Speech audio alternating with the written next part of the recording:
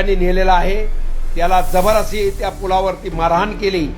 त्याचा गळ्यातली चेन 1 तोळ्याची त्या ठिकाणी म्हणजे काढून घेतली आणि त्याला जेवे ठार मारण्याची धमकी देऊन या ठिकाणी हे नराधम जामखेड खल्ले होते. 5-6 मुलं आहेत.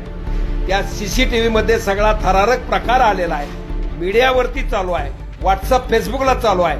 आणि एक माजी पोलीस इन्स्पेक्टर या नात्यानं, एक शिवसेनेचा कार्यकर्ता या नात्यानं आणि धाराशिव जिल्ह्यामध्ये खासदारकीला आम्ही या ठिकाणी निवडणुकीला उभा होतो आणि त्या भागातली ही घटना असताना शहर पोलीस स्टेशनचे PI यांना आम्ही फोन लावला की 3 दिवस होत आले, तुम्ही तक्रार दाखल का करत नाही. त्यांनी सांगितलं की काय वस्तू किमती ऐवज वाढवून सांगतायत.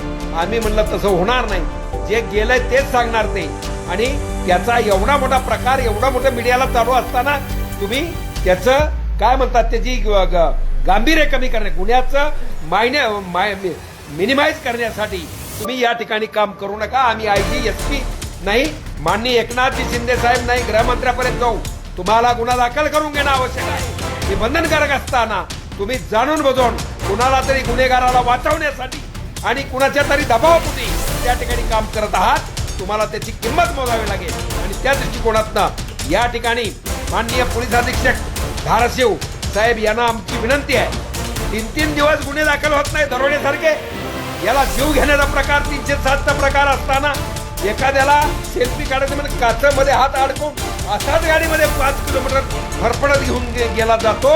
आणि तरी सुद्धा तुमचे पोलीस इन्स्पेक्टर त्या ठिकाणी गुन्हा दाखल करायला एवढा वेळ लागतो. काय तुम्हाला अडचण काय? पोलिसात